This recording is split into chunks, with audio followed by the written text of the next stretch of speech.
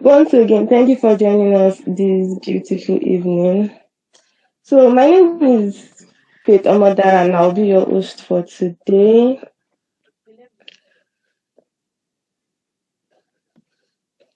Okay, I welcome everyone to this webinar this evening, and this webinar is being put together by the Obafemi Awolowo University arm of the Finance Business Partners. So, you might be wondering who exactly is the Finance Business Partners.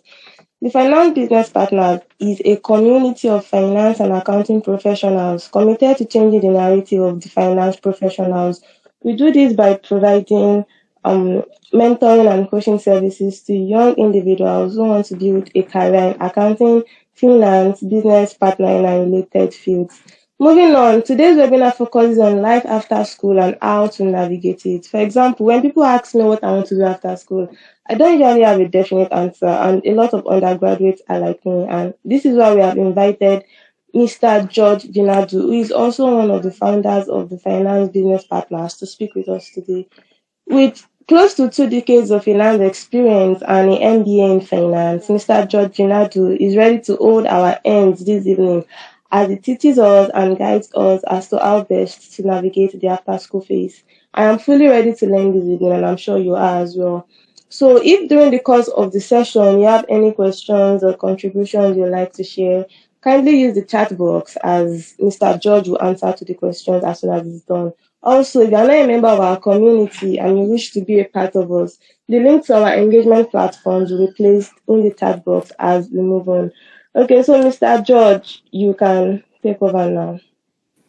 All right, thank you, Faith. Thank you, everybody, for joining today. I'm happy to be here to speak with you guys today. So this will be a very straightforward session, trying to go into the presentation part, and hopefully we can have a meaningful conversation and ask real questions. So I'll go straight into it. Today, what will be focused on, and these are the key contents of today's presentation. First we'll talk about why students struggle after graduation. It's interesting that it's actually the same problem globally. Then we'll also talk about how to avoid the graduation traps. Okay, now that you know the problem, what do you do? Then from there, we'll also look at a few steps to making important life decisions. Conclusion, then we'll get to question and answer. So I would encourage everybody to have questions to ask, because this is not just an academic exercise. This is like trying to help you build your life and your future, and try as much as possible to answer and provide guidance based on my experience. I've been through what you're going to go through. That's the frank truth. I graduated, I think about 20 years ago. So I was in the same cycle, finished, and wasn't sure, and it took a while to figure it out. So I think I'm qualified to also say, hey, I have a fair idea. So we'll go into the first slide. In 2018/2019, a survey was conducted with about 1,000 students across Nigerian universities. Funny thing is, some of you may have been there, some of you may have not been, but I don't know the participants of the survey, but this is the outcome of the survey. So about 1,000 students were asked just about when they were finishing their graduating, before going for NYSC, that, hey, what do you want to do after school? Where do you think you'll be? And all that. Very funny part is 30% of them wanted to jackpot. They were sure that this country will boom. I'm out of here, like just finish NYSC and I'm going abroad, whatever it is. My uncle, my dad, my brothers are there. I'm going to move. Another 5% were sure of going into business. Out of that 5%, some of them are like, okay, I'm not going to this school thing. I just wanted to have a degree, and now I have a degree. So I'm just going to go and either start my own business or join the family business. Some of them have family businesses that they're going to be part of. 5% of this group also said they were going for their master's degree, and they were sure they were going to go for master's degree, whether it is.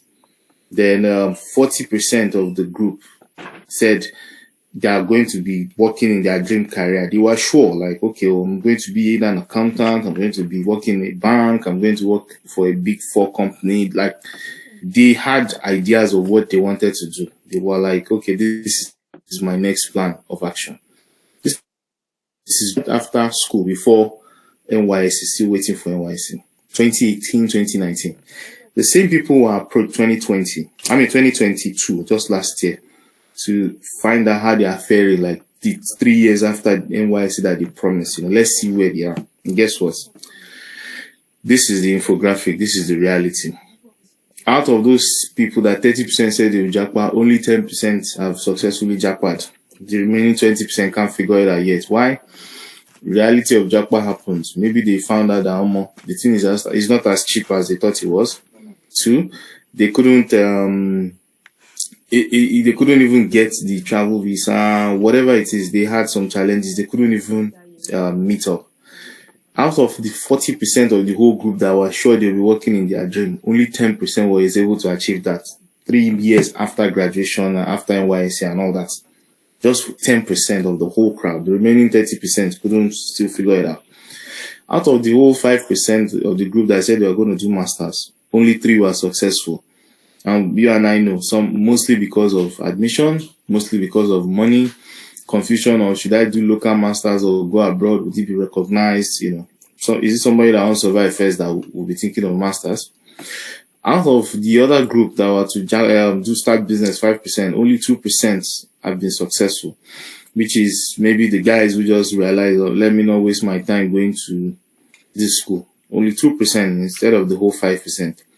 Guess the part of the pie that increased, the red part, which is confused, or people that will just do any job anything that brings money. Like after NYSC, just sat down at home, the same thing that happens to everybody happened to them. Just start sending CV, then the peer pressure thing maybe jumps in.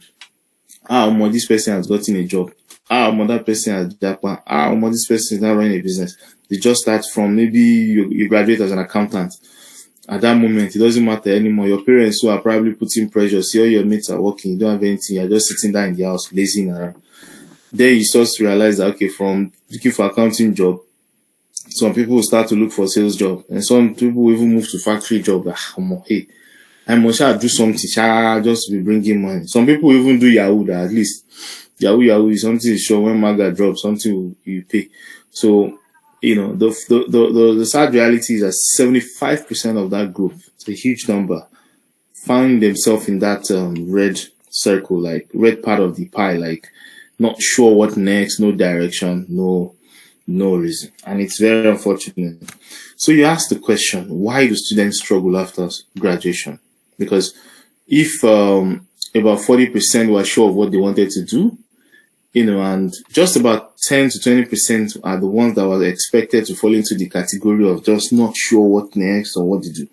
But in reality, 75% of them fall into that category. So the question is why? And there are a couple of reasons to it. And these are just some of the reasons. There's so many other reasons, but just try to list out some of the most common ones from even the survey and the engagements that was done. First one is lack of clarity or vision. A lot of people don't have clarity or vision of the future. Yes, everybody says, so the typical thing is, everybody says, I want money. If you ask anybody I know now, they say they want money, which is fair. But the question is, how many people realize that money is not an end in itself? Money is a means to an end. The analogy of money is like somebody who just wants to enter a bus. I want to enter bus. Okay, now you're in the bus. Where are you going to? People focus on the money, not realizing that what they should focus on or what they really want is what the money can afford them to buy. The reality is people want financial freedom. People want to live a comfortable life. People want to be able to take care of the family. People want to own houses. So why not focus on owning a house? Why not focus on the house? Why not focus on the ability to take care of generating enough cash flow to take care of the family? Why not focus on being a leader in what you're doing? Why focus on just money? Like the saying here is, don't focus on the bus, rather focus on the destination. The second thing is lack of knowledge and information. It's unfortunate that school teaches you prepares you for certification, the academic side of things. You go to school, you just think you know, but in reality, you don't know. And this is one of the biggest pain I have every day when I think about education and even the world generally. Like the real world, right, are business owners and employers. But unfortunately, the schools, people who teach education are lecturers and academicians are professors, people who do research. And it's like, it's so weird, like people who do research wants to produce raw materials or produce students that will fit into the world of people who do business. There's a major mismatch from day one. The real people who should lecture in school are people who run businesses. But unfortunately, people who run businesses will not want to go to school to lecture. One or two try, but most are too busy chasing money and building their business rather than going to school. And unfortunately, on the flip side, too, the lecturers refuse to go and get the job in the real world to understand what the real world is. So there's a major disconnect between the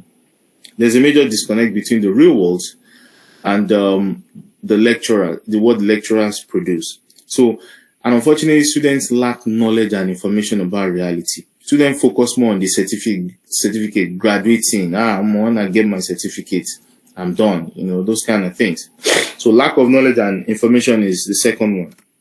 The third one is lack of guidance. Now, most students, which this is even my own reality when I was just finishing school too, you speak to each other. Decisions you make are based on what I call peer expectation. Like, okay, Omo, after school, what would you do? Once most of your friends, Omo, I'm just going to go and do my master's. So you see yourself being inclined to, I want to do master's too. Then maybe reality will say, but I don't have money. I don't have this, I don't have that. But reality is your decisions are going to be based on, what most of your peers, and friends are thinking at that moment.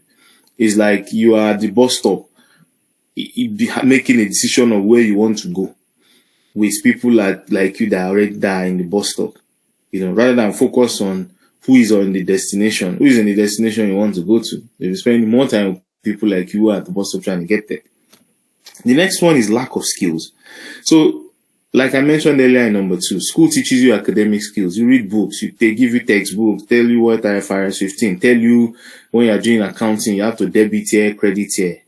But let me tell you the truth today. When you start to work, most of you would never get to even touch debits, especially the ones that work in accounting profession. You might never get to do debits and credits for another 3 or 4 years of your life. Most of you will be asked to use accounting tools, Sage, QuickBooks, SAP, and the likes, which are created like forms. For example, in school, you probably thought when you make a sale, you credit sales, you debit the account receivable, then when they pay, you credit accounts receivable, you debit bank.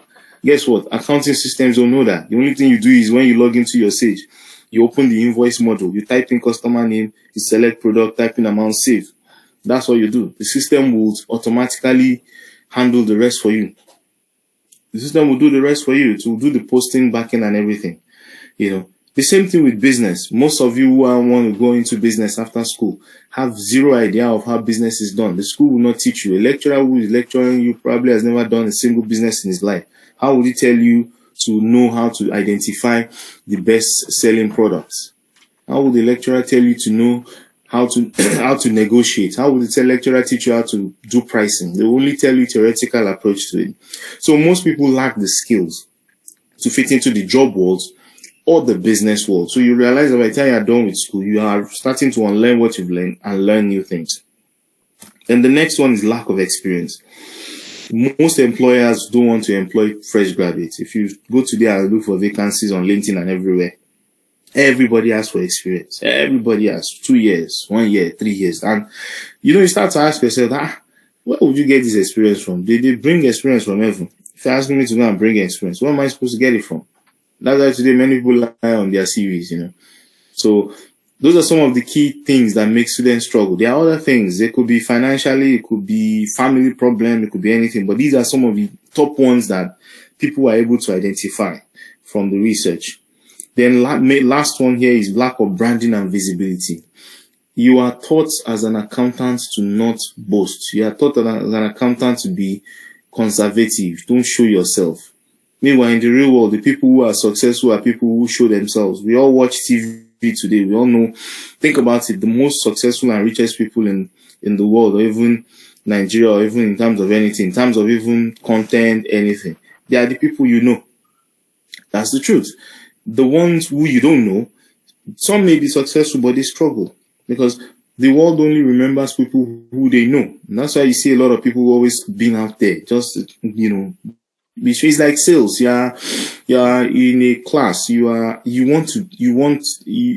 competing with a couple of friends for something. The only way you can do it is be visible. Let who is making the selection notice you ahead of the rest. So a lot of people don't know how to do this. A lot of people just, cruise through school and cruise through line. So next question is, how do we avoid this graduation trap? Sorry, John. Yes. I think David is presenting. Let him cancel because I can't see the screen. Okay. Let me try back. Click to resume. Let me know when you start seeing my screen. Yeah, we can see now. Okay, great. We can see. Awesome. So the question is, how do you avoid the graduation trap? Very simple. There are so many steps, but these are a few things that jumped at me. First of all is you need to determine your goal. So it's not just about going to the bus stop and entering a bus. Ask yourself, where do you want to go? And think long term. Don't just think, I'm graduating next year. Let me just go and get a job, or let me go and find a husband, or let me go and find one wife to marry, go and collect chieftaincy title in my village. Avoid the short-term goals. Let me look for money. Everybody I've met is always looking for money. And what always makes me laugh, maybe because my own career, I've been fortunate, I've gone from the bottom to the top level. And I've seen it. Money will never be enough. That's the funniest part. I've seen people, okay, if I ask you now how much money is big money, some of you say, they pay me 100K. Then you meet some, let them pay me 300K. Then some 500K, 1 million naira. If I say, okay, what if you earn 1 million? 1 million. Hey, I've blown. But the funny thing is, the moment you earn that 1 million, it takes 3 or 4 months. You start to look for more money. That's the awkward thing about it. So, but on the flip side, you need to first determine what your goals are. You need to know what you want. It's tough. It's I think that's one of the hardest things to do in the whole process, like knowing what you want, because you can't say you know what you want if you don't even know what the options are. If I have asked the average student in accounting that, look, with this your accounting degree or economics degree or business admin degree, what are the possible options, career options for you? Many people don't know. Many people have zero idea. Many people don't know that you can specialize into be a proper accountant, being a tax person, being an investment analyst, being a stockbroker, being investment banking specialist, being a venture capitalist specialist, being a private equity specialist, family wealth planner.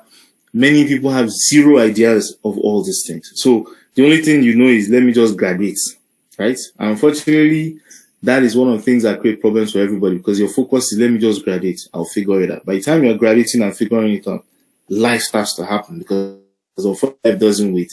Your parents are on your case. When income, all your mate have job. Your own is to sleep and wake up in the house and be eating my free food. That's when some of you, your mothers will start sweeping you off the floor. You'll be standing on the road. Your mom will be sweeping. Yeah, that kind of embarrassing situation. You'll be forced to go and, get things you don't want to do. So the first thing is to figure out your goals. Avoid focusing on short-term goals, but rather medium to long-term goals. The second one is research different options. How do you figure goals if you don't know what the options are? So it's very important. The whole concept of decision making is very simple. It's a science. It's a cycle. One is you need to be able to list what the options are.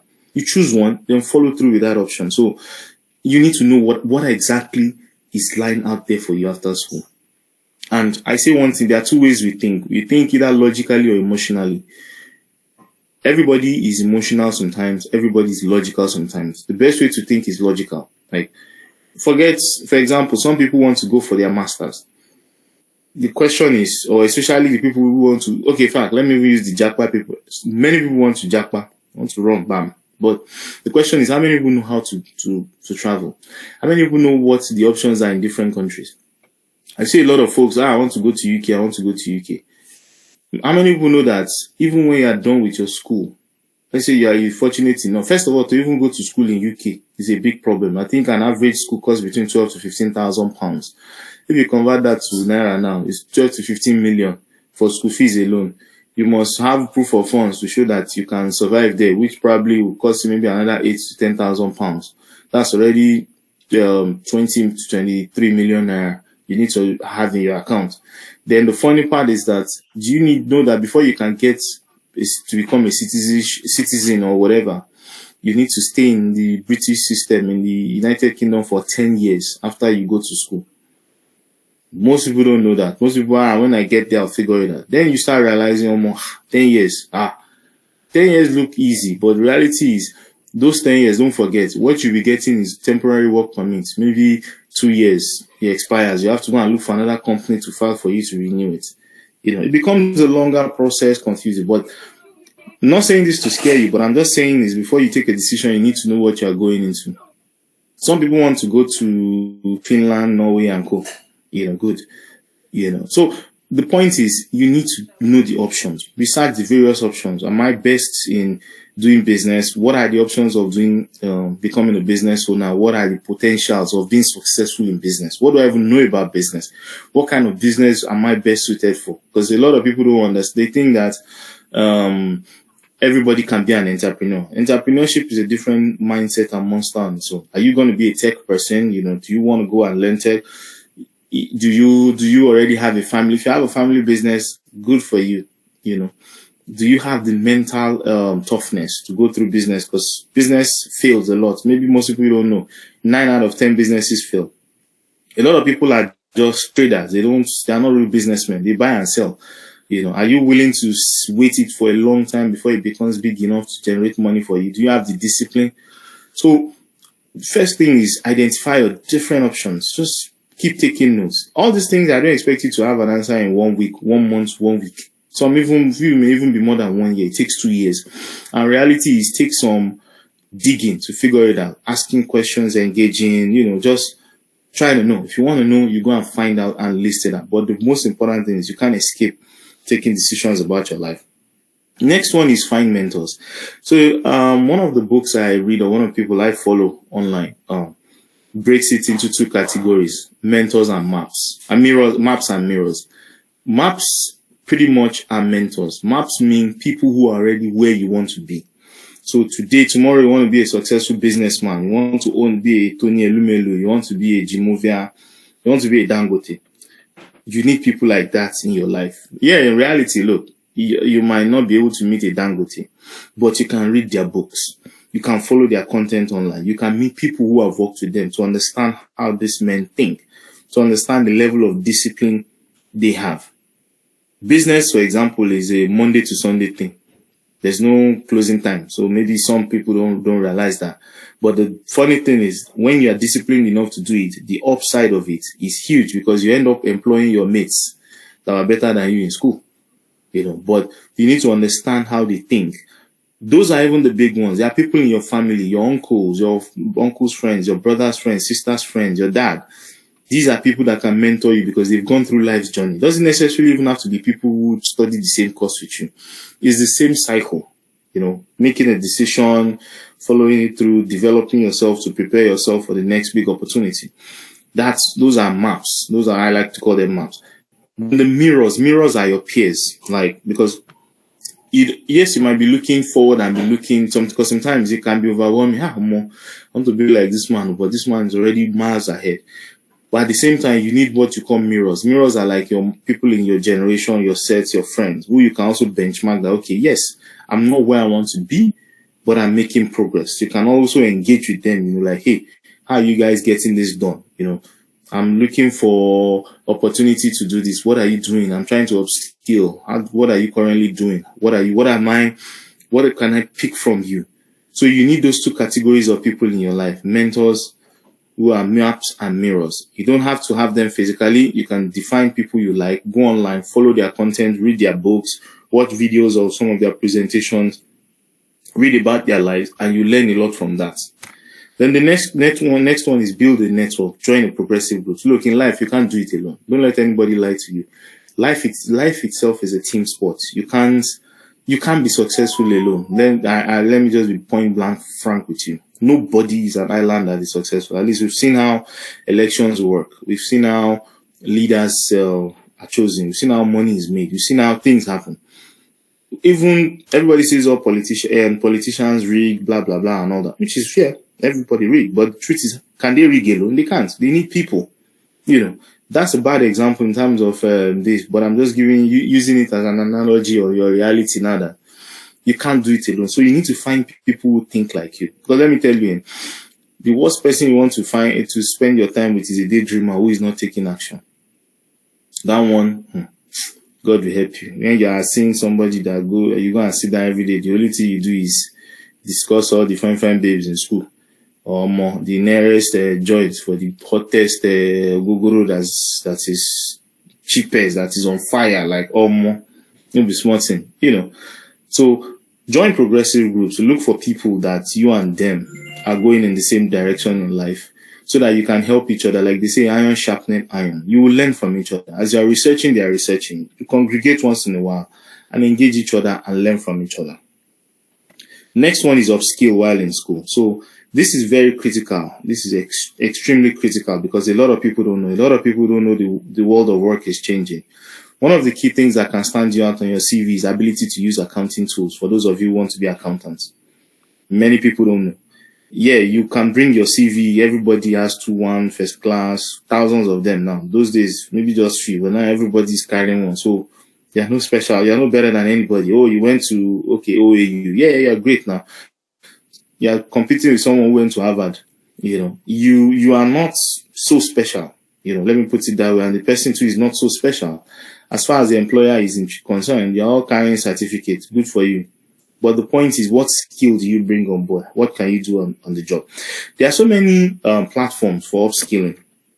There's so many free ones. There's Udemy, Coursera, those ones they charge money. And I think Udemy has a couple of free platforms to learn from. Then there was ALX too. They do all those training. There's so many platforms to acquire certain skills that will make you relevant in the real world. Even in business, there are so many live business. Guess what? When I was in school, I remember I was in year 4. I had a project. We were all asked to write. This was even before our final year project. It was a different course. We were all asked to write something about entrepreneurship. Guess what? I spent 1 week learning how to make aluminum iron windows and window frame. I went to learn it. Like, this wasn't, because you had to choose what you like. And for some weird reason, I loved the way they were creating those things and, just take pieces of metal, glass, and boom, you see beautiful windows, beautiful frames.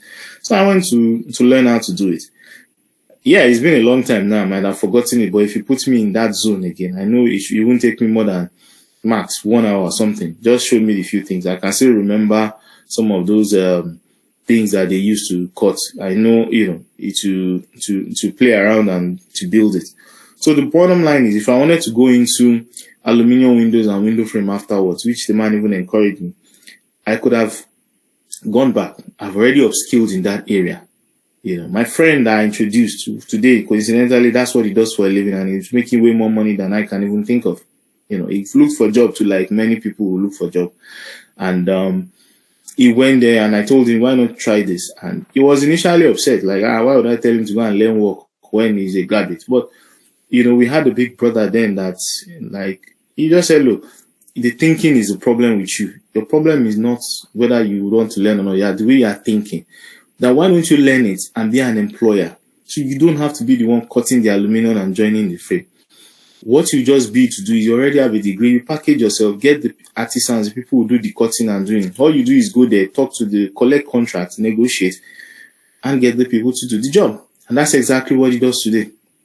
Because he's a graduate, so he can package himself, he set up a proper company, he's doing it decent. It's not like the typical area boy that is doing your aluminum window or all this work in your house that you'll be chasing up, and after you pay them money, they will not pick your call. No, he's running like a proper company, takes it as a contract. He's now doing way more than that, actually. But the bottom line there is he upskilled, I upskilled too while in school. So for people who want to learn business, this is a chance to upskill. If you want to learn about other things, upskill. There's so many platforms, so many free ways to get the right skills. And one quick way that can give you an idea of knowing what to upskill, because that might be your question, is what should I go and learn? Because I've seen a lot of people ask that question. Go online today, look for vacancies. So if you're interested in being an accountant, look for accounting vacancies and see the skill requirements and ask yourself, do you have those skills? You can learn how to use QuickBooks. You can learn how to use Sage. You can learn how to use any of the accounting tools. Excel. How many of you are very good with Excel? You can improve. There are so many free video courses online on Excel. Guess what? Some of you will at some point become data analysts, financial analysts, want to dream about that. How many of you have the right skills to become that? YouTube is there. They call it University of YouTube for a reason. There's anything, if you want to learn how to toast a girl safe or how to tell a boy no, go to YouTube, you will learn it. It's the same thing with upskilling. If you want to learn anything, you can learn things like what they call SQL. I don't know how many people have heard of that, or Python. Guess what?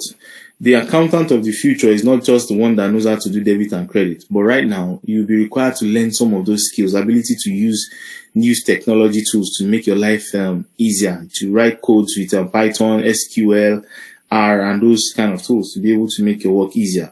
So please, very importantly, while still in school, look for ways to gain, fill the gap school won't give you, because school will not give you everything. Then the last one here is look for internship. Look for internship opportunities. If you can get a chance to work with someone for free, don't always make it about money. Work to learn. I can assure you, whatever money you think you're making now, in 1-2 years down the line, you'll be laughing at yourself that so I was one making that peanut and I was feeling like an OG. That's the frank truth. It can never be enough. Work to learn, not to earn at this early stage, because you need skills to be able to sell yourself in the real world. There are so many free opportunities for internships. If you look well, if you ask family, friends, if you look online, you see them. So very important, look for those opportunities.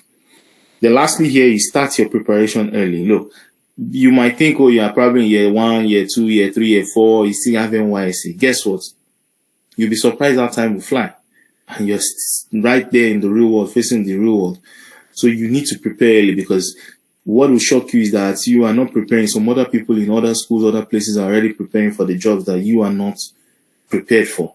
So I always encourage people to start early. It's very important you start this very early in your life. So I just added a couple of tips to help you in making decisions. There is a process to decision making. This is something you might take down and it will be useful for you for a long time. First step in decision making is identify decision to be made. So in this case, what do I want to do after school? That's the first decision you need to ask yourself. You write it down. Then the next step is gather relevant information. What are the relevant information? One, first of all, when would I be done with school? Second of all, what are the options for me? Do my parents have money? If my parents have plenty of money, maybe I should try masters. That's one option. Maybe I should look for a job in my field. That's another option. Maybe I should work with my parents. You list all those options. Be logical about it. Forget the emotion. I don't like this one. I don't like that one. Nobody likes anything. I don't like anything myself. I only like money. But look, you have to be practical and be realistic. List out all the possible options, that you have, which is the next. From there, you identify the alternatives. You list all the ones that you can live with, not necessarily liking, but you know that, okay, at least you should be able to do this for 5 years, 10 years without crying every day. And this one is not me. Business is not for everybody. That's the truth. So that may not be an option for you. And in that same group, looking for a job is not for you. It's not everybody that knows how to work in the office, wants to come to work 8 o'clock and close 5 and be told when to sit down. Like some people will say, book no enter my head. Somebody will book no enter your head. I won't tell me say na office work will fit on. You will struggle, because It's not because they are dumb or anything. It's because they think differently. They process information differently. They are more visual people. They focus on things they can touch. And you can't use the same yardstick to say everybody. It's just like saying judging a fish by his inability to run on land or fly. Everybody has their best elements. But the only way you can know your elements is by following these first 3 steps. You identify the alternatives, then you choose one logical alternative. And when I say logical, it's very, very important. You might think, oh, you like books, you want to do your master's. The question is, can you afford it? Can you afford to go for the master's? Can you afford to go abroad? Can you afford to even do it locally? Because I've seen people get jobs and want to do full-time masters because they hear it's 1 year. But reality is it's almost impossible in Nigeria to do a full-time master's when you're working because the lecturers are not that nice. They expect you to come to school during the week. How do you meet up? Then at the same time, can you afford to sit at home for 1 whole year saying you're doing masters? Would you get the money to take care of yourself and all that? So you have to be logical in your decision making. Then the next one is take action. You can take all decisions, do all the analysis and everything, but if you don't take action, you won't go anywhere.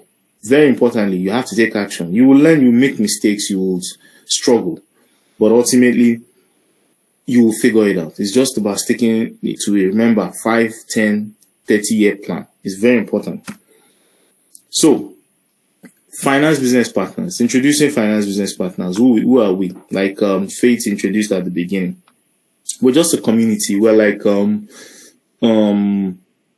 big brothers taking care of younger brothers and sisters. Let me put it that way in a very simplified form. We've been through this journey. We're not novice. I've been through it. I have like 20 years. Currently, very soon, by next month, I think I should be getting my fellowship into ICANN. So we should let you know that I've been qualified for more than 10 years. Like you said, I have a master's degree. I've been from entry level to CFO roles. I was CFO different companies for like 10 years.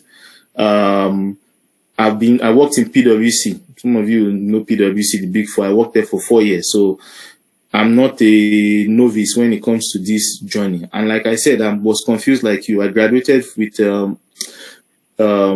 business admin degree. I hated accounting. Let me put it that way. Life threw me. I wanted to be an entrepreneur. Life threw me into accounting world by taking me to PwC. I hated every day, just like what some of you will face after school, because you'll be wondering, why am I doing this now?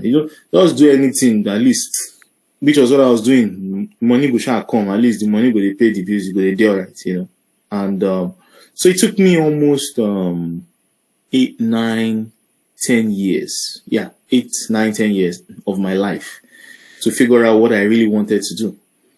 So you are lucky today, at least you have someone telling you that, look, you need to pay attention. I never had anybody. I was just focused on reading my books, finish school too. What's everybody doing? Everybody's looking for a job. Okay, how many CVs have you sent today? I don't send 20 CVs. 20, okay.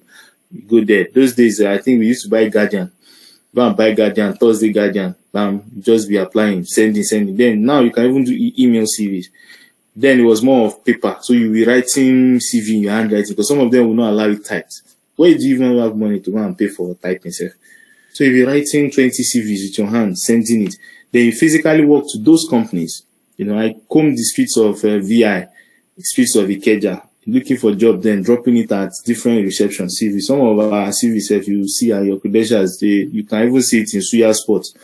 And by the time you're finishing there, you just stop over to buy maybe roasted corn and agbado, to drink water with it. Then you just see your CV. Yeah, it was what they are using to save you. Something you suffer to enter inside. So that's my own story.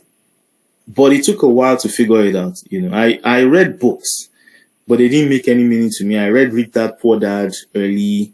I read Who Moved My Cheese. I read Screw It, Let's Do It. I read Richest Man in Babylon. I was reading books. I didn't know why I was doing it, but I like reading books as a person. But the important part of it for me was I didn't know what I wanted, which is what will happen to most of you. Take it from me today, because you're mostly there. Most of you don't know because you only know what you want when you know the options. And coincidentally, one day I met someone and the person was telling me that, look, for me to know what I want, I need to identify the options, out of, and I started getting curious. I started watching videos because who would my mentor be? Am I talking to my old parents that have retired before I even entered school safe or anything, secondary school and all that? So I just started following people online. I followed Vuzi Tembukwayo. I followed Robert Kiyosaki. I followed a lot of people. And what I realized happened was I started to pick things from them. Like, like,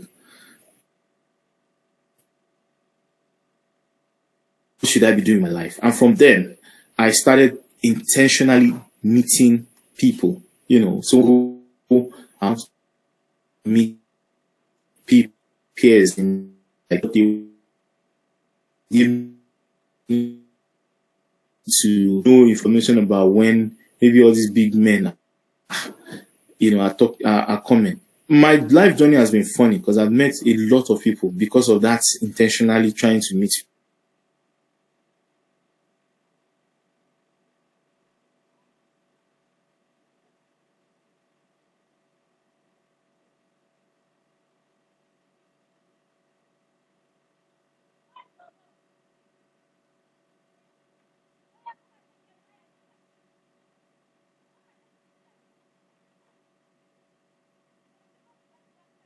Of just looking for peers, because when you know people who know them, they will invite you, they will let you know when the activities and events, and I've been able to speak to some of them during this process. It's been some years and I've learned a lot, and I've not 100% figured it out, so I'm not going to say I'm perfect because I'm not a billionaire yet, but I know what I want now, and I'm working towards it every single day and improving towards it. So I think it's something you people need to also focus on. So as finance business partner, how can we help? One, we already have a growing community of like-minded individuals. So we are creating communities across multiple schools, just like yours, to make sure people like you who really want to develop yourself join. It's not necessarily only for accountants. If you want to grow your life and develop yourself, we are willing to, because we are evolving every day to as ourselves. We know what we want to do. We want to help bridge the gap between what you learn in school and what the real world wants. So we're creating those groups across multiple schools. So if you are here and maybe not even from Ife or whatever, you want it, or you are in Ife and you don't know about it, please reach out after this. We share content that can help with your decision process. One of the things about our content is we deliberately curate them because there are things you've never heard of. There was a post earlier this morning about SVB, Silicon Valley Bank in the US. Many of you may never have heard of it, but it has its own implication on your life. Maybe now or in the nearest future, you may just not know. We share those kind of information here. We've talked about FTX in the bank for people who know a little bit about crypto and why crypto prices are crashing and it's becoming a problem. If you know about crypto, you should know about FTX, how FTX really destroyed the market. We share those kind of content that will open your mind for you to start, do I like this? Do I like that? And whether it makes sense or not. We have people who can mentor you. For example, I've mentored, I can't even count how many people I give my time to. I don't even charge a dime for it. That's the funniest part. I'm always willing to help and guide. Like I said, subject to availability and time, because these are also very busy individuals that you can't just shove too many people or, have your own way with them. Then, we invite successful people who have gone through the career journey to share tips and guides. So the whole idea is some of you don't know what you want. So why not invite people who are already there? We've invited people in HR, human resources. We've invited people who are entrepreneurs. We've invited people who are in audit and risk. We've invited people who are tax professional, different spheres and different people that you will meet in terms of whatever career path you're thinking of. People who even pivot into other things. We've invited people in those places, just for people to listen to them. And if you like them, we can always do a connection, like, speak to these guys further, if that will help you make those decisions about life. So that's part of some of the things we do as a community to help build, and create that opportunity for you guys. And ultimately, this is for maybe people who may join this call and we don't have FBP in your school. We're already helping other schools like yours. OAU is not the only one. We have in Uniben, we have in Unilag, we have in a few other schools, we have in Kogi State University. The whole idea is one having every school. in Nigeria and Africa as a whole. At some point, we want to be able to bring people together. So you're not just talking to people in Ife, if you're in Ife or wherever. You're also talking to people in other schools. You're talking to people in other schools in other countries, because it's the same problem.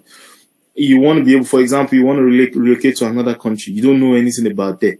You should be able to have somebody who is in your community in a different country or a different school that you can rub minds with and, engage with. So that's the ultimate goal for build a movement of like a million members across Africa, and from there we'll all help each other develop. So that's what Finance Business Partner is in summary. So today, reach out to us today if you are not already a member of the FBP community in your school, and I think we should be able to help. Don't forget one thing: the rule of life is this. Remember, you can't make it to the top alone. Someone has to help you, and that's what this picture depicts. You can see it's teamwork. So your success, your life, your goals in your career is about teamwork. Like I said, it's not just for accountants, it's for everybody. And it's not just for people who want to build paid employment career. People who want to run businesses too. We can always help each other. Thank you. And questions and answer. At this point, we'll take questions and answer. Thank you for listening and being part of this session. Thank you very much. So Faith, thank you. Thank you very much, Mr. George. Like, my daughter is very full at this point. Thank you very much. I appreciate your time and everything. So, okay, if you have other questions, you can raise up your hand. Without Gift's question. She said, I am currently in my second year at uni as a banking and finance student. I did start building my career as a financial analyst during the strike in year one, took the ALX, CFI courses, Coursera, and some others. And my question is, how do I balance all this with school? I kind of put a pause on it due to the impact it had on my last semester result. Great. So the most important part is this, right? You already know where you're going, which gives you an edge. And very good.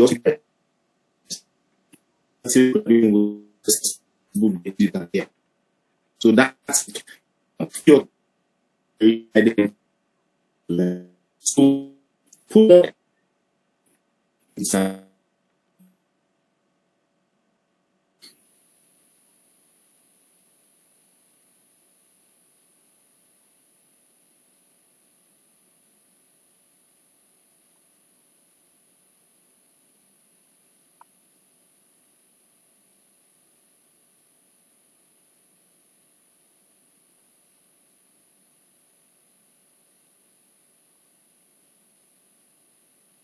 keep on, don't not go all in.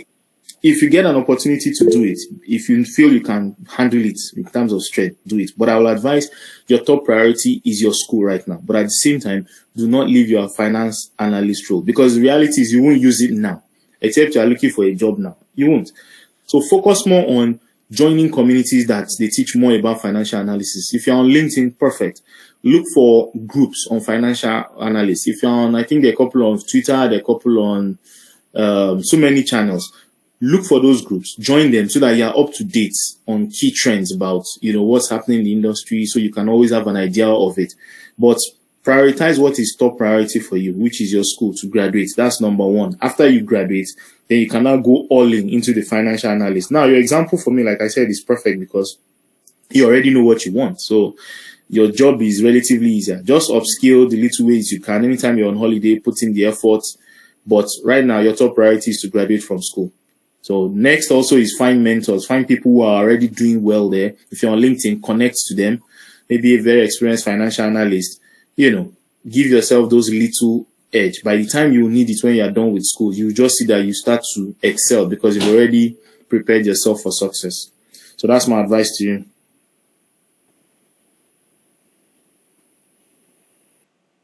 And thank you very much, Mr. George. Thank you very much. So, if you have a question, please, can you raise up your hand? Can you raise your hand? Daniel, you've been raising up your hand since. Do you have a question?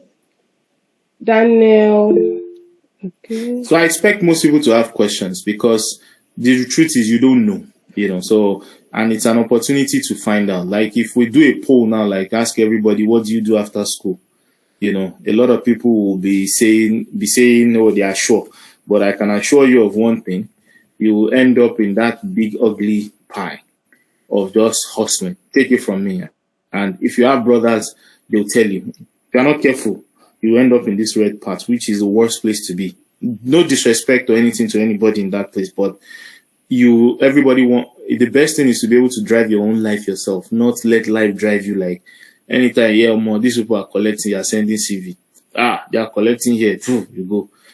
And funny story, right? I think the world is better now. When I was looking for jobs, some of you, if you have big brothers and sisters who look for job in the early 2000s, maybe between 2001 to 2006, 2007, they will tell you this story. Then when we used to go and write tests, they used to flog us by Mopo. Maybe now they will send you email for invite and everything is now techie. Then it used to be text message. So you apply for job. They will only invite 1,000 people.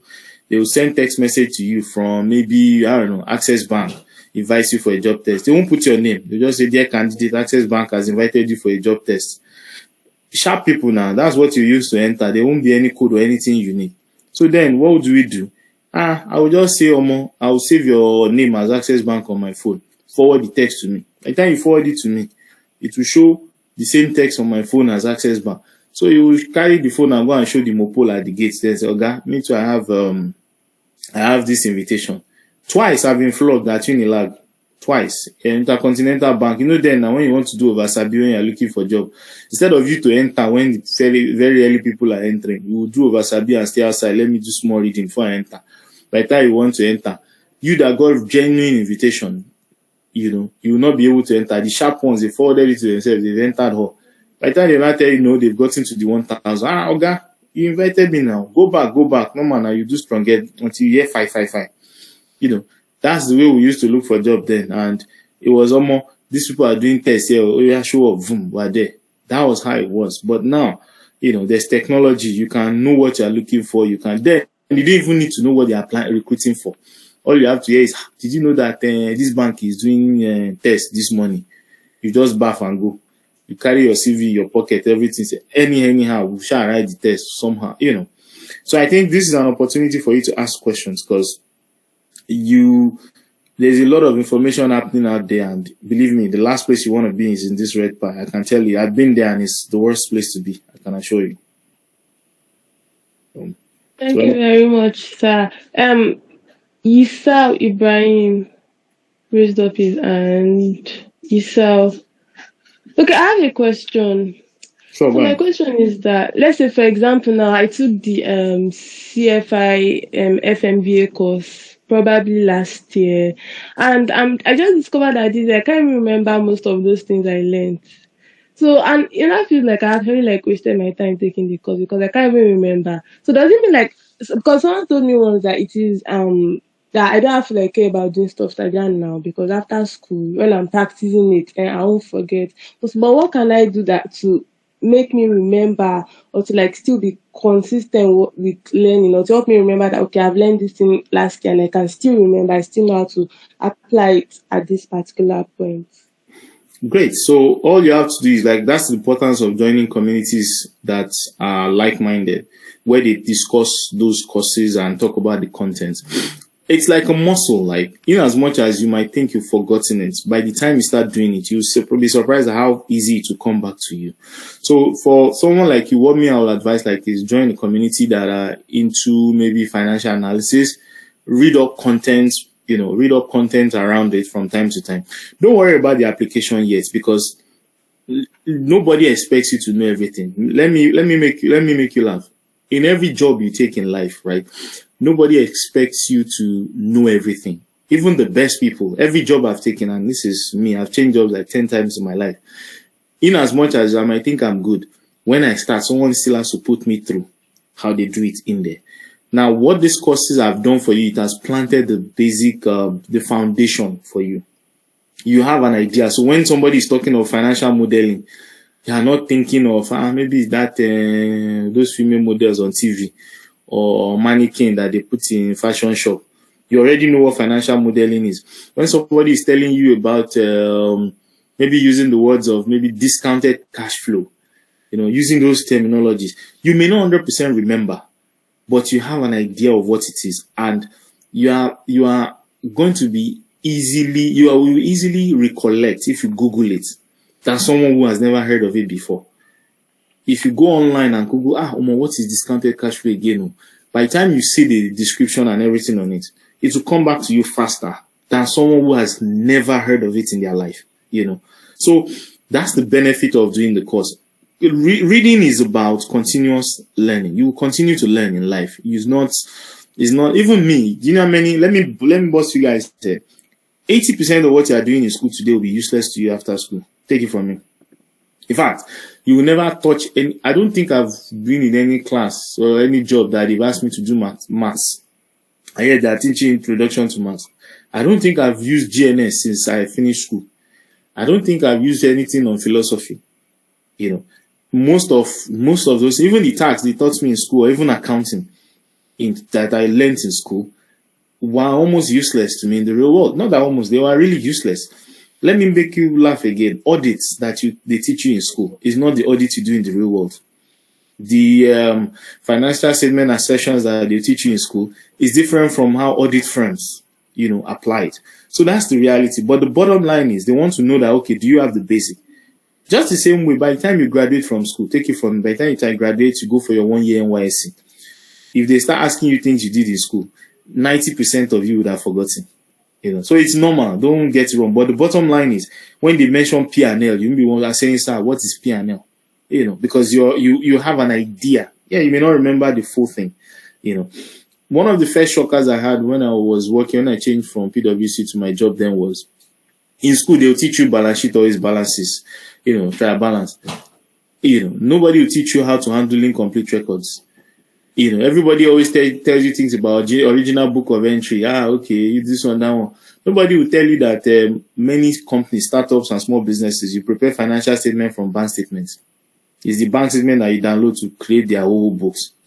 Nobody will teach you all those things. Nobody will teach you how cash flow works. It's just everything balanced. So the important thing is have the basic foundation, which is what you have done, and be part of communities where they talk about these things from time to time, so that at least when there are new developments, you have an idea of it. When I was in school too, I did my NIM there, Institute of Management, and I did ISM, Institute of Strategic Management. I got those 2 certifications while I was in school. I've never used the 2 of them, but at least they gave me the basic foundation of management, leadership. Till today, some of those things I read there, I still remember. Maybe I probably remember 2% of what I did, but they are the key things that open my mind. So when you are using some words, I always remember. So you are in the right place. Don't worry. Whatever you do, take it from me. Whatever job you take, the first 1 year or 2 years, you will be guided through everything. So it's then that you can now develop on the certifications and co you have. And another thing about certification is that it's easier to get it while still in school. Believe me, when you start to work, you'll find out how hard it is to work and study. Some of us, when we were in school too, we used to read from cover to cover, pali to pali. But guess what? When I started working, I became a schemer too. Like, you'd be skimming through pages, using past question and praying. I got closer to God when I started writing exams after school. Because to even read 20% of book, no easy. But at the end of the day, that's when you start realizing God. Say I never sleep for 1 week. I beg. Let them just bring down one that I read. That's the reality of life. So whatever knowledge you can gain before, now that you have a lot of free hands and your brain is still open, I think it's very good for you. Don't worry. Just join communities and you keep learning from it. Thank you very much, sir. David, no, sorry, Adeshola Elizabeth, are you here? You raised up your hand. Adeshola Elizabeth. Okay, then David is also raising up his hand. You can unmute and ask your question. Good evening, sir. Good evening. My question now is, apart from making research about the areas which one can specialize in, what other way can we identify what part we can go into deep into area of specialization? The easiest way to describe it is also research, but another way you can call it is speak to people. So speak to accountants, speak to people you know. And if you don't have anybody to speak to, because look, reality is not everybody that has people that are easily available to speak to. That's why I can use the word research. Go online. Look for people that you like, because that's the first thing. Understand, I know some people who like tax. The easiest person you see online is Taiwo Oyedele. He talks a lot about tax. Some of these guys are busy, but let me make you laugh today. A lot of us don't get things because we don't ask. You'll be surprised that if you send him a message, he may not reply you immediately and all that, but if you persist, he'll give you time. Speak to them.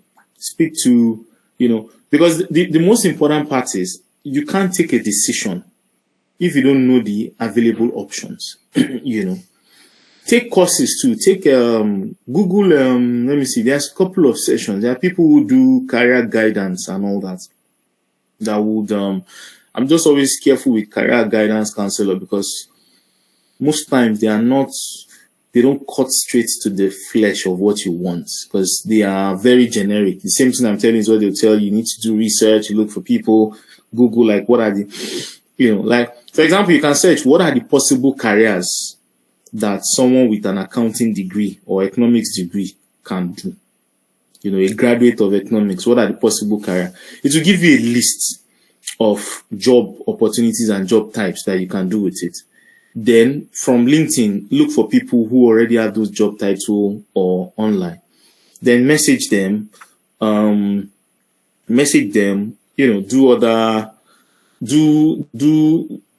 for, just search, do a search. Maybe what we'll also do again, right, from our end this, maybe we'll hold another session to break down the possible careers that are available to you. So maybe that's something, Faith, we can look into, like come up with a session like this whereby we can show you a list. Everybody's saying financial analyst. The average person doesn't know the financial analyst career is broken down to about 15 different careers. Most people don't know. So when people say, oh, you do FMV and all that, you don't know that there's the venture capitalist, there's the private equity, there's the investment banking, there's the sell side, there's the buy side, there's the stock broking, there's normal family owned. So there's so many things in there. So the easiest way to get it is through research. And I know how research can be very frustrating and depressing, because in today's world, information is very, very, it can be too much and kill you. So, but I think the first thing is make that effort. Go to YouTube, go to Google, search, what can I do with an accounting degree? What careers are available? It will give you a list of possible options. Then from there, you can now start reading more about each option. Who is a financial analyst? Who is an accountant? Who is a tax expert? Who is a consultant? Those kind of little things. It will give you a fresh idea. Then at some point, we can now even have some of these kind of conversations. So maybe you guys can do that research, join the community, drop the message there, do the research. Whenever you are ready, it can take you a week, 2 weeks, a month, whatever. Whenever you guys are ready, you can compile the question. Then we can hold a session like this and we can go deeper into each career path based on my own knowledge and experience. And I'll share some highlights and tips or guides into some of those things that will even help you take those decisions. But reality is, research is the simple umbrella word to cover what you can do.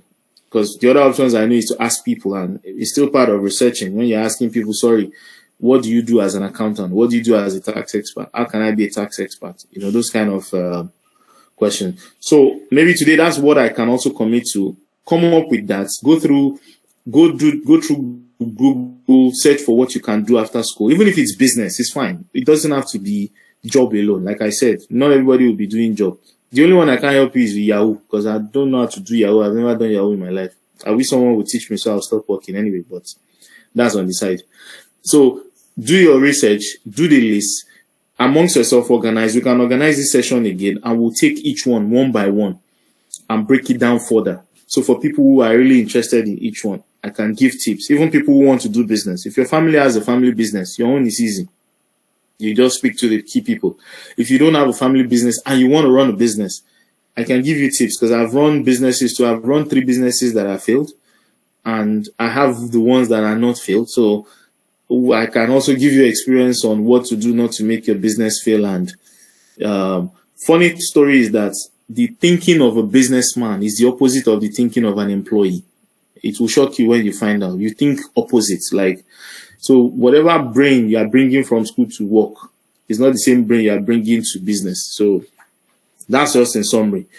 Do Okay, that thank and you. I'll help you out. Yeah, you're welcome.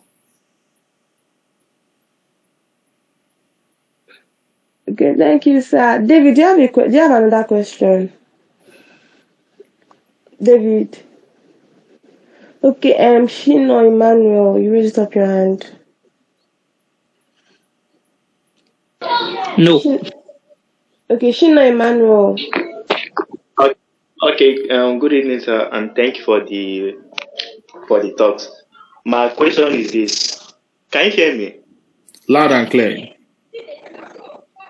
Okay, I will just continue anyways. Okay, this for those of us that want to go into business, right? Like, you want to do business, but you grew up in a place where people haven't actually tried different things, and you know that once you leave school, you'll be on your own. So the question is this: how do you start? Like, you know what you want to do, but how do you just begin? How do you overcome the fear? How are you sure that this thing you are doing will work? Because if you look around, there are lots of people doing it, and they are not the place you picture the business to be. Like, they are doing the business, but they are not where you thought the business would be. How do you break through that? Like, how do you get your head over that and picture yourself to be that place that your mind is putting you, and how do you start it? That is the question. Okay, great. So I think this will be another sub team within the group. Also, you guys who are interested in business, you can come together, and we can also arrange a different session to have a conversation with you. But now, it's very simple and it's very straightforward. One thing about business is this, and I think that's where a lot of people make mistakes. A lot of people focus on the money when they're starting with business, and suddenly realize, like I said, the way you think as an employee is the opposite way of a business person thinks. So there are key questions when you are running a business or an entrepreneur that investors and co will ask you, and in the business world. The first question anybody will ask you is, what problem are you solving? And it's the most critical question that if you can't answer it in just one sentence or two, or very briefly, you are not in business, Then the second question anybody will ask you is, how big is the problem? If you can't also answer that, you are just wasting your time, because yes, you might think it's a big problem to solve, but is it a real pain point? Do people really give a crap about it? Then the third thing is there money in the problem you're solving?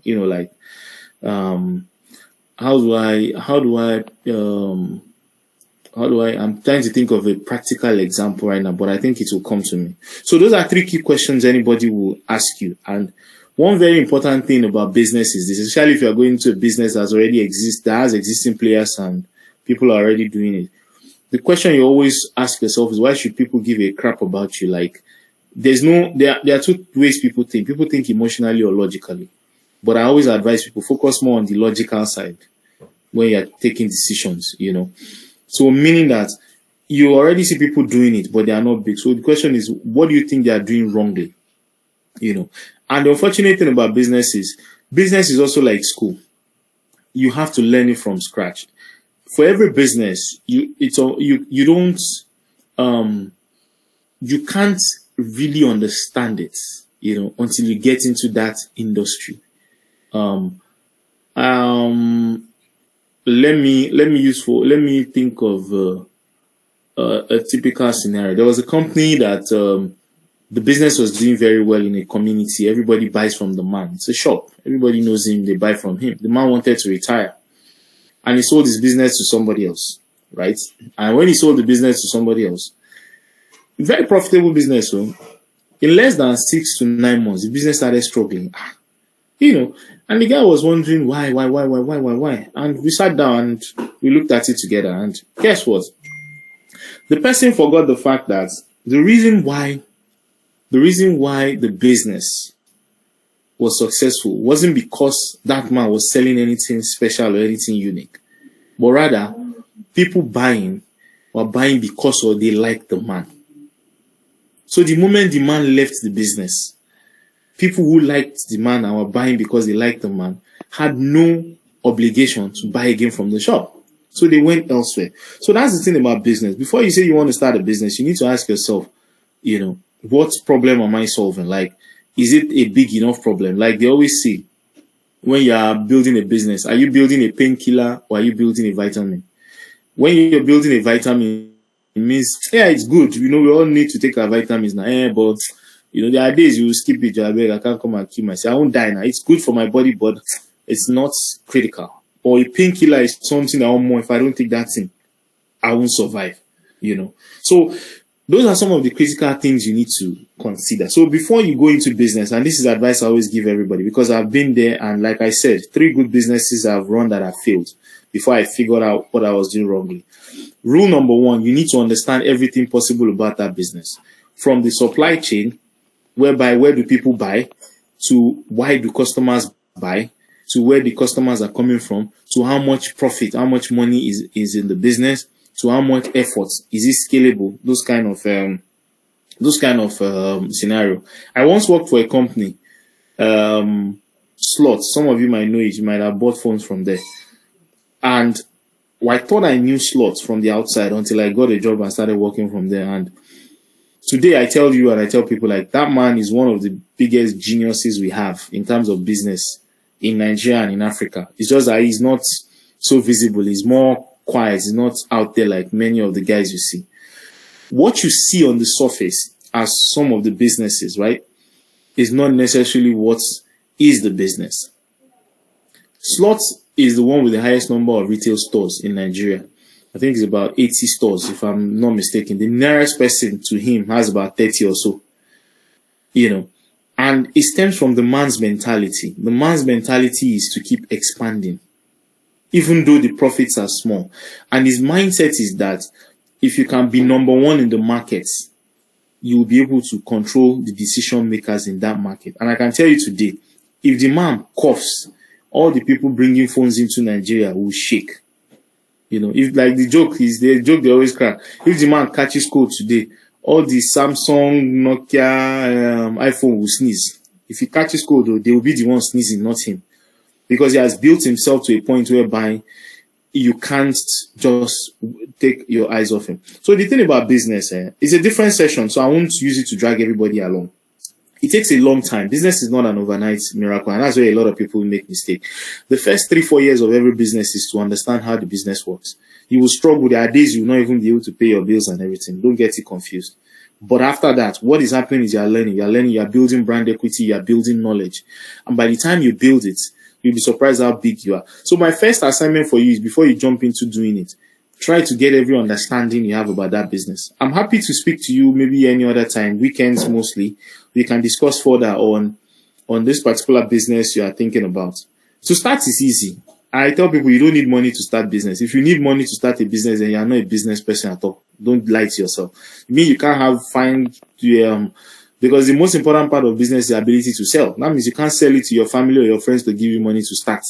Then you are wasting your time. Go and look for a job. So it's very important. You need to learn how to sell. That's the most important thing in business. Ability to convince people that don't go there, come to me to come and buy. But I think we might need to take this offline so that I won't take too much of everybody's time and data. And maybe set up a session one-on-one. We can have that conversation and I'll tell you some of the tricks. But starting is easy. Very easy. But before you start, you need to know as much as possible. Forget what you see on the surface. Forget what you see on the surface. Most businesses, especially retail, the profit is made before a sale is done. Profit is made at the point of purchase because you know what the customers will buy. So you must make sure that whatever your cost of buying that thing and getting it to the point of sale, you have already made your profit on that.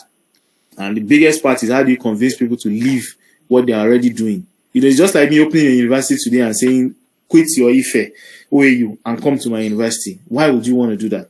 Which is the real question. Why should anybody give a crap about me? But if I can demonstrate to you that, look, I have better quality, better service, better everything than OAU, I'm guaranteed that For example, if I can prove it to you that, okay, my university starting now, 100% of people who go to my university get jobs immediately after school, you will do a transfer from OAU to my school instantly, because you know that for those ones looking for a job, you know that it's guaranteed that you get a job. That's value. That's the point where I say, why should anybody give a crap? But I'm happy to, let's have a separate session on this one-on-one. So just reach out to Faith and let's work on a date. I'm happy to do that for a separate group. Yeah. Thanks. Thank you very much, sir. Thank you very much. Tayo, there's someone reading up his hand here. Okay, Isao Ibrahim, are you around now? Isao I'm here. Ibrahim. Yes, I'm here. Okay, you can go on. Yeah, sir, can you hear me, sir? Loud and clear. Yeah. So I'm so really grateful to be part of this section. So I'm so really happy about that. So I would like to use a case study of a friend, so as a scenario now. So that's my friend. He has an OND in accounting. So presently he's pursuing business administration degree, and at the same time he's writing his ICANN. So at skills level right now. So he has diverse opportunity in front of him. So now the problem now is choosing a particular career field that, okay, this is what I want to venture into. Will that not be like someone saying, okay, this is what I want to study in school, I want to study medicine. Okay, studying medicine, anything not coming from anything that is not medicine, I'm not going for that. Will that not be like that effect? Like, without my friend will not have that particular effect. Since you just said that, okay, by the time you even get to the job you want to be doing or whatever, so everything we'll be doing there will just be like, they'll just teach us a lot of things we still need to still learn on the job. And it will be like most of the things we are even learning here will just be like an inbuilt knowledge that will be just applying along the line. Okay, my question is, choosing a specific field of study that, okay, this is what I want to venture into. So will that not be like, will have an effect on other field, and that you will not even have that view on other field at all. That you just put them aside and say, this is what I want to venture into. This is what I want to venture into. Anything not this, I'm not going for it. Would that not likely to have that kind of effect? So that's my question, sir. Okay, great. I think the simple answer to it also is the reason why you're going to school. Is it having an effect on other things you can learn? Why not learn engineering, learn architecture, learn, every other thing, while still in school? Because pretty much it's the same mentality. So the goal is this. Now let me tell you one funny thing about life, right? There are different stages to life. Now you're in school, you're trying to get a certificate to make yourself relevant in the world to get a job. By the time you get into the job world, the first few years, what you'll be doing is acquiring skills, acquiring knowledge. Take it from me, half of you, by the time you even get into the real world, forget whether you have ICANN, whatever it is you have, a lot of people will still pivot their career to do something else. It's just standard. Like, you will do something and not enjoy it, and you end up going to go and learn. And, everybody we're all students of life. Like in this, my quotes is, be a student of life, never stop learning. So now, the bottom line of going to school is to give you the first foundation of knowledge to make you employable and be able to fit into the real world. Your first 3 to 5 years of work experience, take it from me, is to acquire basic skills, knowledge, how to post it for people choosing finance as a career, how to hone that skills better, applying those knowledge, you get more short certificates to learn it. Then after 5 years, what typically happens is you go to a supervisory or managerial role where what you're learning is no longer about that nitty-gritty. You're now learning how to manage people. You manage subordinates, you manage seniors, how to communicate, the softer skills, how to leadership, how to take decisions, how to conduct yourself in certain situations. Then after that, after like maybe 15 years or more of your career, the topmost level is how to be a C-level officer, CFO, CEO. At that point, nobody gives a crap whether you studied accounting, engineering, Yoruba, Igbo, Hausa, French, whatever. At that point, it's about leadership, how to be able to convince people that let's go and do this, and people will get up off their bed and to go and do this. In simple summary for responding to you is this. And that's why I said the most important part is you need to make a quick decision, because here's what happens. It's like somebody wants to marry a woman, right? You are going out there. In as much as you can say anything that comes my way, I will marry. Versus, this is what I want. Who do you think will marry the best woman? Most likely the guy who knows what he wants. Because at that point, you are not confused. You are 100%, not 100% sure, but at least you are largely sure of what you want. So you deliberately and intentionally go for what you want. Versus, I want to marry a fine woman that went to school, that is knowledgeable, but at the same time, it be like, say, I shall no go bad, though. But at the same time, what if I marry a foreigner? So you start to try, you start to give it a shot. So the bottom line there is this, right? The higher you go in your career, right, the more focused you have to become. Because at some point you have to be an expert at something.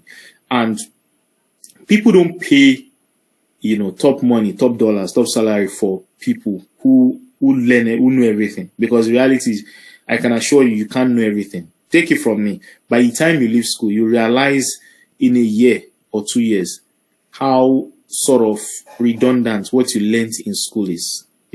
Like I gave you the typical scenario at the beginning. What they're teaching you in school is debits and credits. But in the real world, people don't do debits and credit.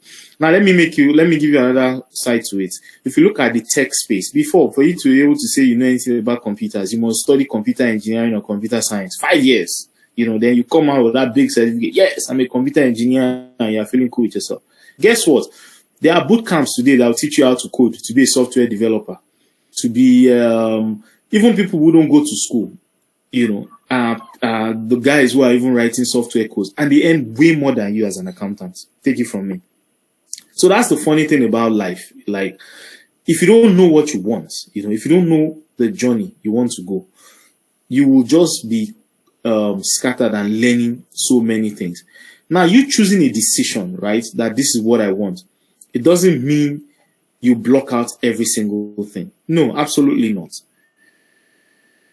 But it means you know where you are going. Because I can assure you, when you are done with school, there will be moments of confusion and frustration. It will happen.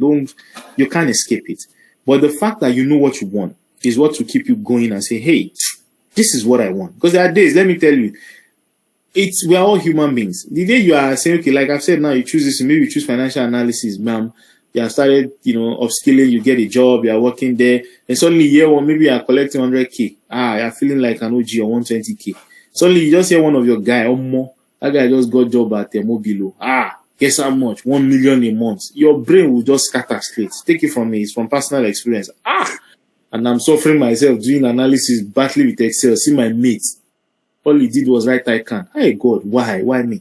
Then you get confused, But the fact that you know where you want to go, it's a journey. It's a 5-year, 10-year, 30-year journey. Ultimately, it may be any more than you now. But at some point, by the time you become an expert, you will achieve what he has had the opportunity of luck to achieve, or even better than that. So, and ultimately, life is about quality of life, not just money. But how happy are you to wake up in the morning to go do what you want to do? You can ask many people who work today. Most people are not happy doing their jobs. They are just, a lot of people have given up. Say, well, this is my life. This is my destiny. I'll just wake up, go. They'll insult them. And Nigerian employers are terrible. Maybe you don't know. Some of your brothers and daddies and co, the way they insult them at work, if they tell you, you don't want to look for a job. I've experienced a lot of people being shouted at, and sometimes it feels painful for me. Like when you see old grown on, when somebody's calling them stupid, useless, and you see these are people's parents being insulted because of they are looking for a job to take care of themselves. They got stuck in the wheel, for lack of a better way to describe it. They got stuck because now they can't find another job. They are not living the life they want to live. So, in summary, it doesn't stop you from learning. Rather, it rather helps you to focus. Because one of the beautiful things about focus is you achieve the best when you focus on what you are chasing. Now, don't forget, it's a decision process. And like I said, it's not a one-day decision. It's not a one-month decision. Because first of all, you need to know as much as possible about all the various options. It's when you now know the various options that you can now take the decision, okay, out of all these logical options, based on what I love, based on what I have the capability, based on my strengths, this is what I want to commit my life to for the next 5, 10 years. And you can always pivot anytime. Knowledge is universal. You will see when you start working that you will keep learning. You might end up doing things that you'll be surprised that is totally unrelated to what you do. But so that's just it. Yeah. Thank you very much, Mr. George. There's Alamide Adejumo. Yisua, do you still want to ask a question? Okay. Alamide Adejumo, are you here? Alamide Adejumo, you can unmute and ask your question. Oh yes, I'm here. Good evening, everyone. Maybe I want to say thanks for this enlightenment program. I've gained a lot. And my question, well, I see the question. I just want to know. You mentioned finance business partner. Yeah, that's the name. So I want to know, how can I be a member? I think that's what I'm interested in. Yeah, thanks. okay. I think maybe Faith can share the link to the WhatsApp forum. That's for starters. Then from there you can pick it up. So there are different WhatsApp groups for different schools, and there's a bigger community for people who are not in schools, are working, already have work experience and everything.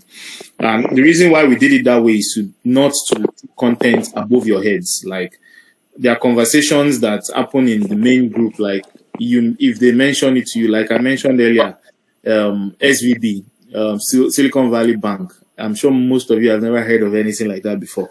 So those kind of conversations, if you are not careful, will lose you. So that's why we try to group it per school, so everybody runs at their own pace. So, but I think Faith will share the link so you can actually connect and start from there. I already shared the link about. I'll share it again. I have a question here with me. Someone sent me this question. She said, she said, does having good grades really matter to your prospective employer? And what are the things I can do to make me attractive to a prospective employer? Good one. Good. Good grades, unfortunately, in Nigeria looks like a big deal, but it's so the way it works is this, right? Why employers always look for good grades. Employer wants to employ for 2 positions in the company, and when they post the vacancy, so I'll give you my own analogy. This one is even old though, it's dated. This is as far back as 2004. Yeah, 2004 that this happened to me. I applied for a job, PwC then. They wanted to employ 50 people. Guess the number of applications, 100,000 people. They said everybody must have 2-1. 100,000 people applied. Out of 100,000, they screened out and only invited 2,000 people for tests. Out of 2,000, they said only 95 passed tests, and they eventually employed like 45 of us. Now, the reason why people use grades and all those crap is because you want to employ for 2 people. You place the vacancy, you receive 100,000. What is the first criteria you can possibly use to strip down that to a size that you can control? Which the first thing is grades, naturally. So you say, okay, let me filter anybody without 2-1 first. Let me bounce them. They bounce the rest. This thing is too much. Okay, you have 2-1, you have ICANN. Let me keep you. Let me see how many. They bounce the rest. Okay, you have 2-1, you have ICANN, you have some experience in this field. You don't, they bounce the rest. So that's how employers break down those things and scheme and filter you out, unfortunately. But there's a trick to it, which I always tell people. There are 2 ways to achieve the same results. There's the general way and there's the special way.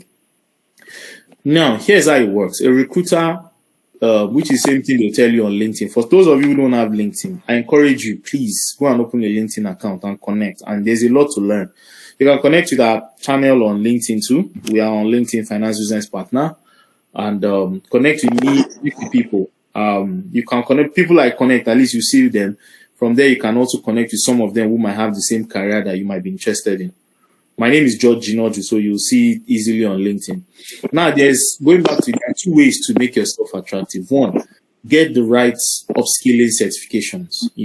Yes, you may not have 2-1. Who cares? It's not everybody that will have 2-1. Everybody understands. You may not even have a 2-2. Everybody understands. But the question is, you already know that you are disadvantaged when they are using the general way to select.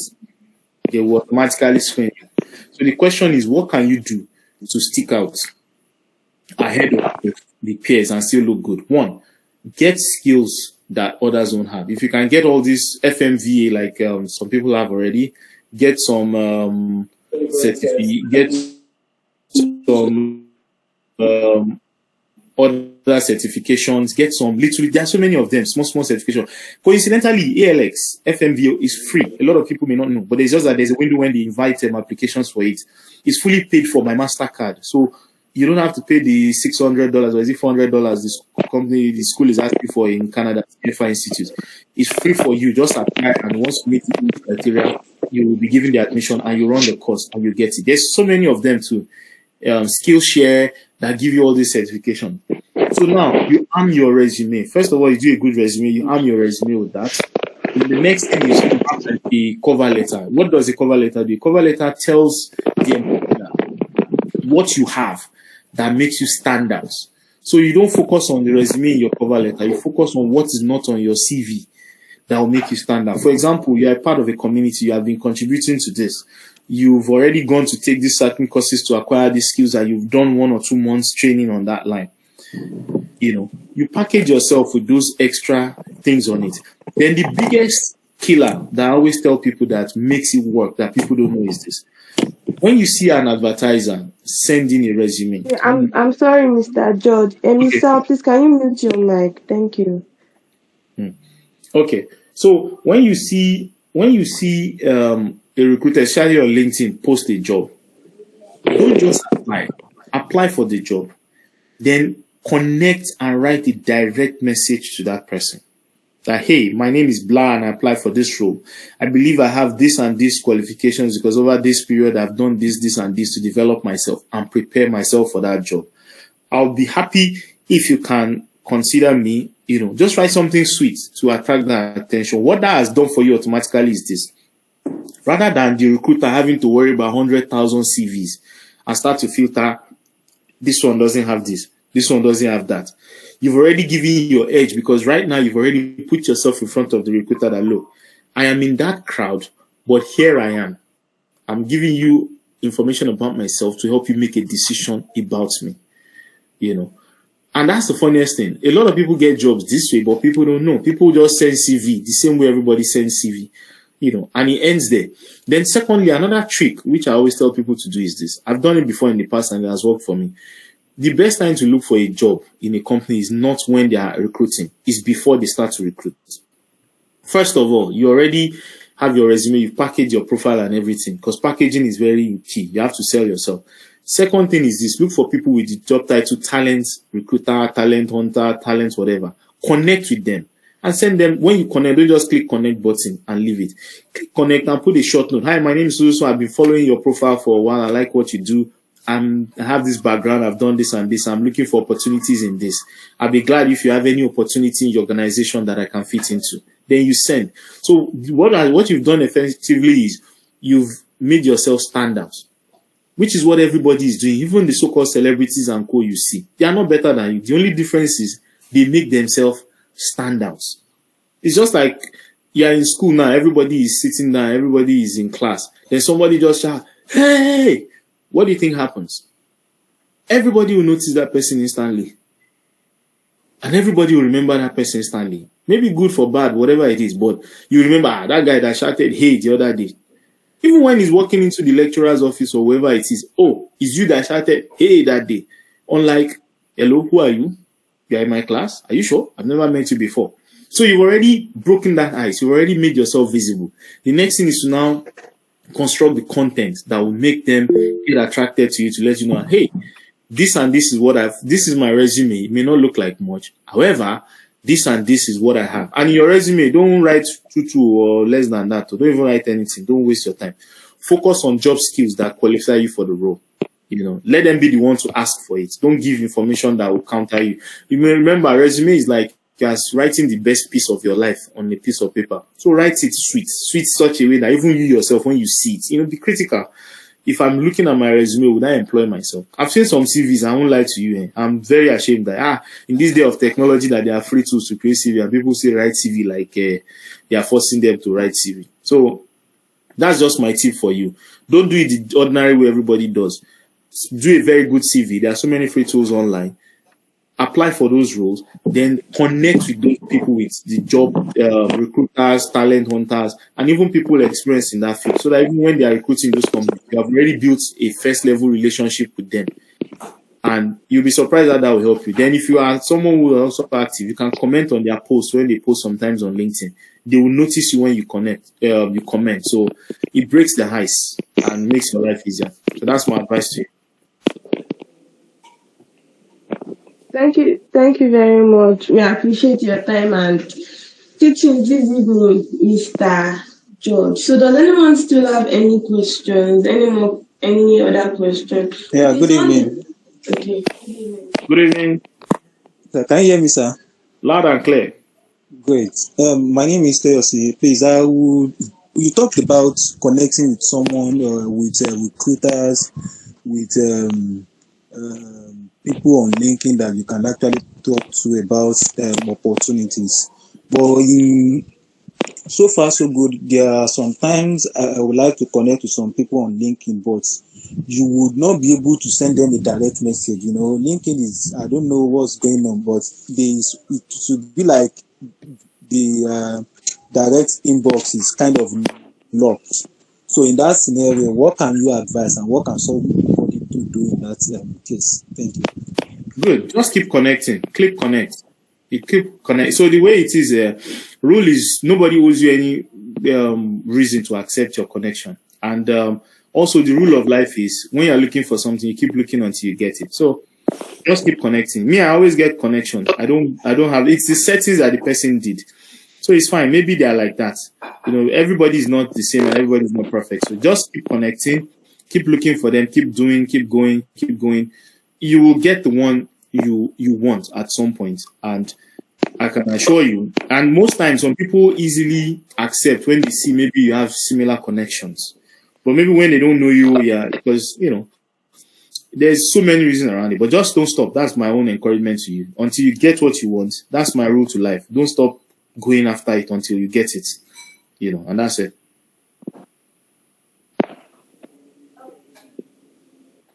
Thank you very much, All right, sir. thank you, sir. Okay. Thank you, sir. Please, any other question again before we call it a day? Okay. Yes, sir, please, you have a question? No, okay. So I think with that, we have come to the end of today's webinar. It was a very exciting and enlightening time. Thank you very much, Mr. George, for your teachings. Like my daughter, I'm not even lying now, my daughter is filled. Thank you very much. I really enjoyed my time today. And thank you everyone for coming too. I would put the link again in the chat box if you still want to join the WhatsApp community, as well as the link to our LinkedIn page. And also for the person that asked about the business talk, just join our WhatsApp community. We'll get back to you as time goes on. Thank you very much. Once again, thank you very much, Mr. George. We look forward to having you some other time. Bye-bye. Have a great week, everyone. Bye. Thank you for having me, and feel free to connect, and I'm happy. I'm always available when you guys need more. So let's connect, invite your friends and let other people know. Let's build the 1 million member community together. Thank you. Thank you. Thank you. Thank you.